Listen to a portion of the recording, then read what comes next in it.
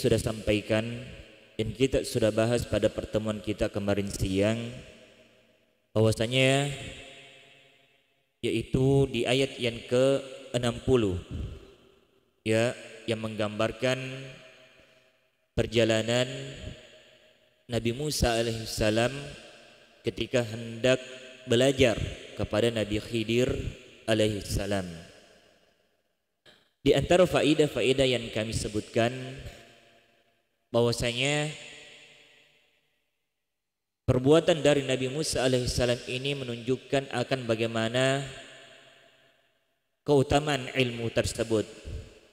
Seorang Nabi dan Rasul Allah Subhanahu wa Ta'ala rela berjalan ya, dan sampai Nabi Musa mengatakan, saya akan berjalan selama bertahun-tahun ya, asalkan dia bisa bertemu dengan Nabi Khidir, dengan tujuan untuk belajar kepada Nabi Khidir.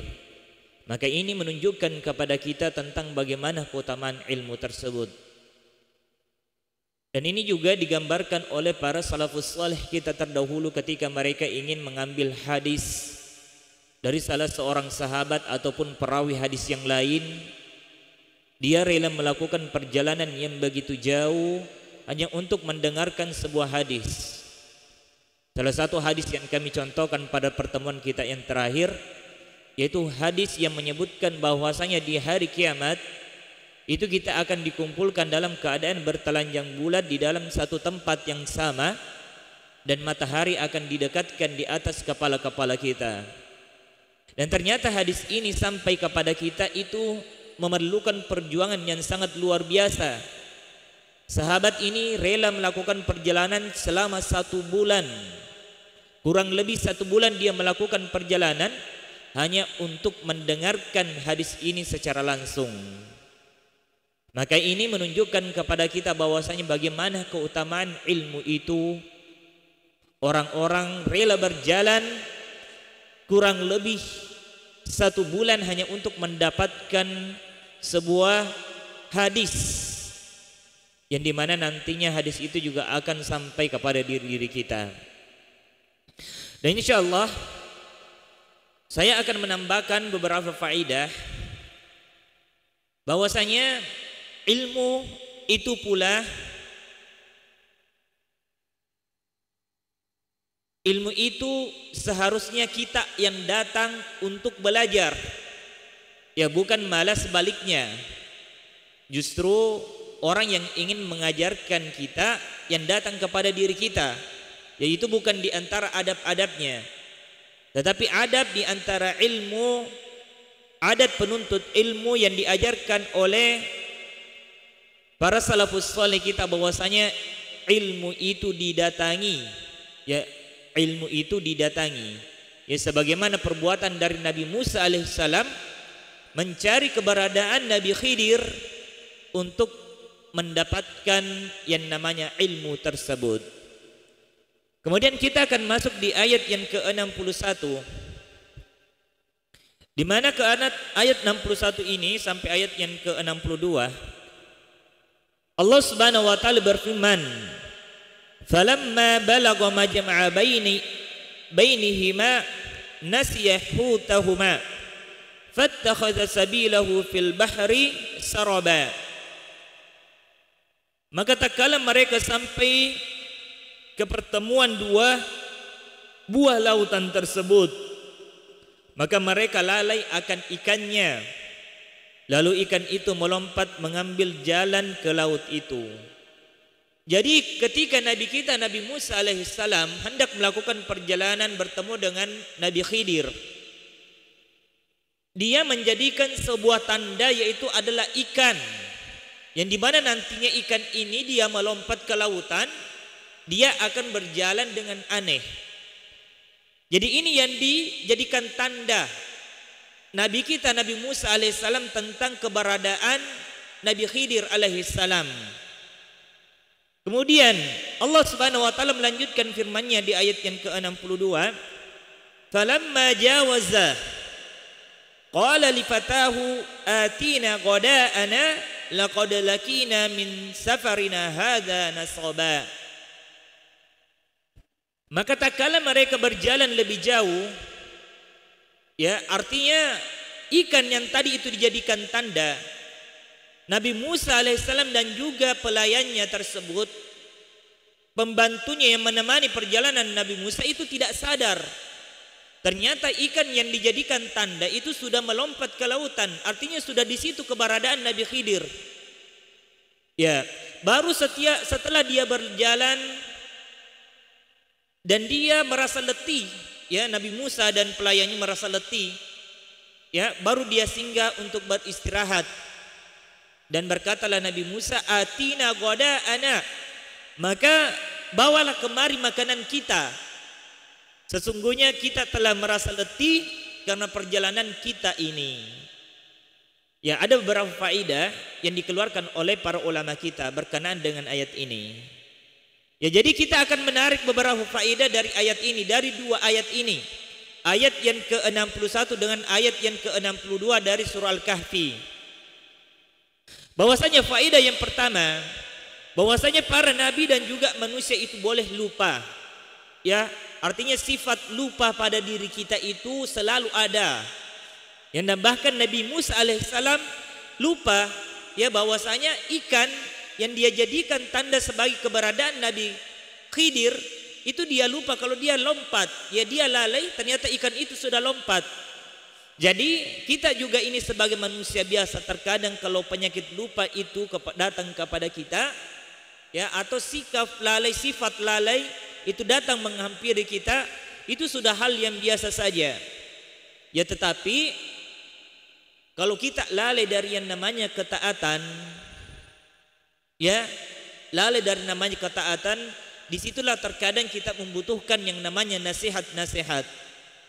Ya, nasihat-nasihat yang bisa kembali membangun semangat kita untuk beribadah kepada Allah Subhanahu wa taala, untuk menghindarkan kita dari sifat-sifat yang namanya lalai dari ketaatan tersebut.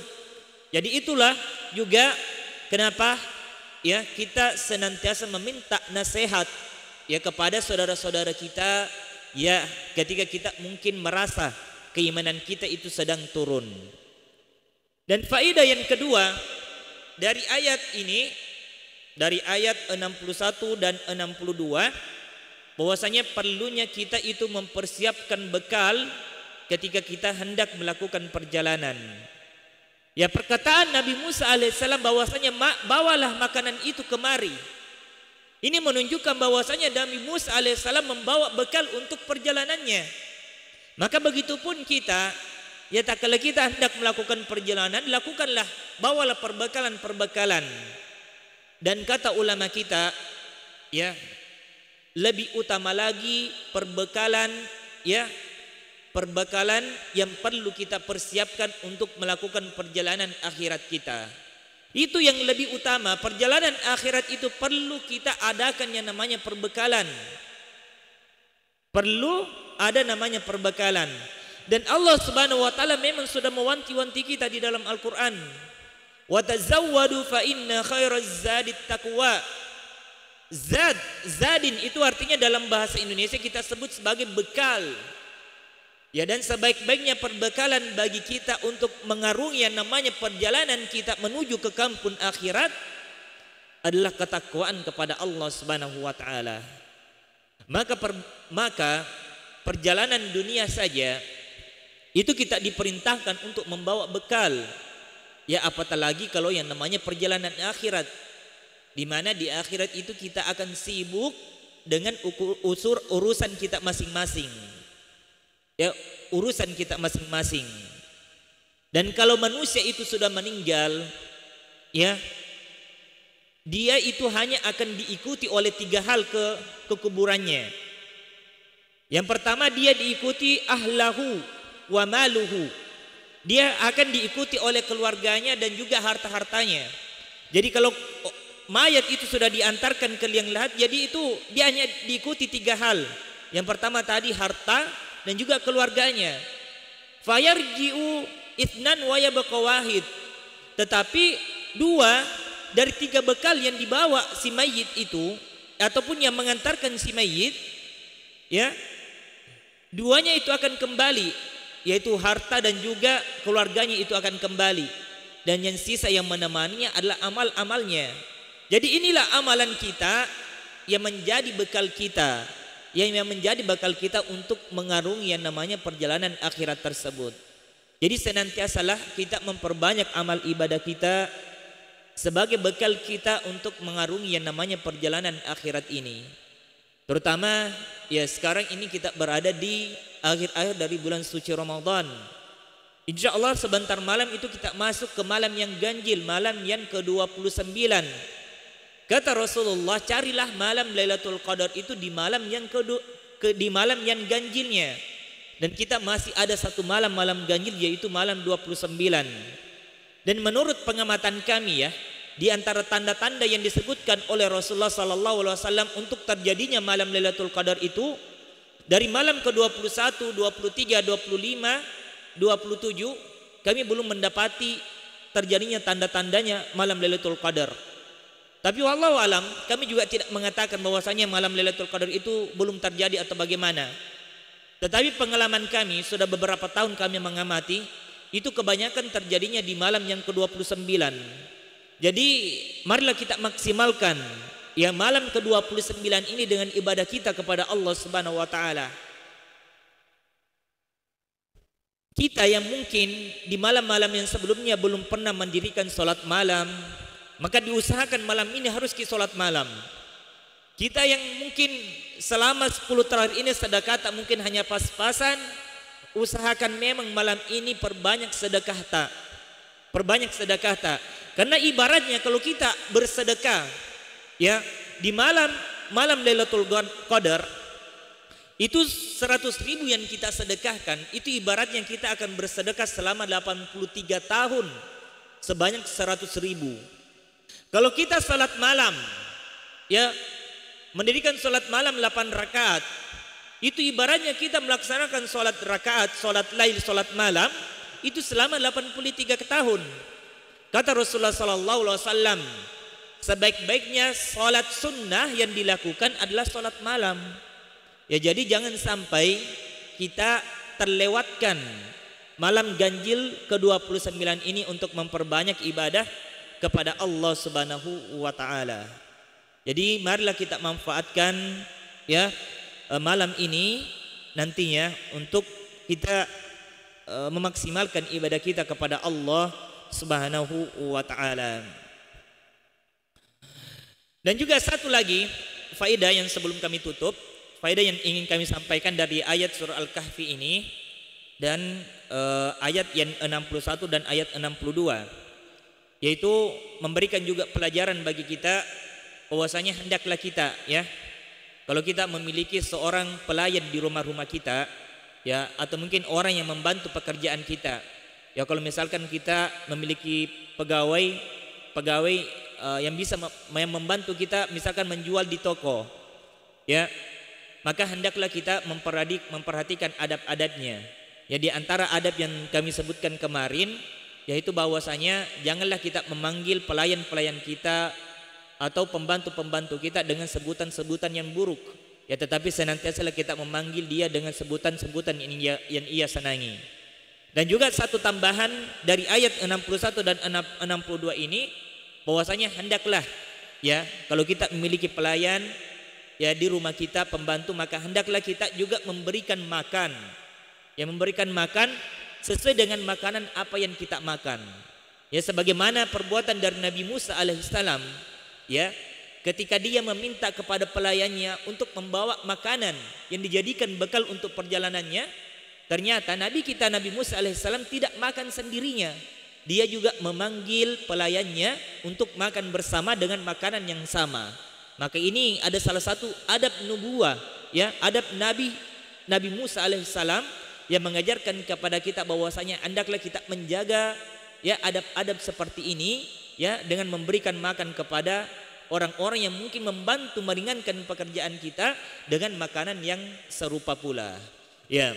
Jadi ini dari kami, mudah-mudahan apa yang kami sampaikan siang hari ini bisa menambah lagi pemahaman kita, ketakwaan kita kepada Allah Subhanahu wa taala, Dan sebagai tadi tambahan dari kami bahwasanya insya Allah nanti malam kita akan berada pada malam yang ke-29.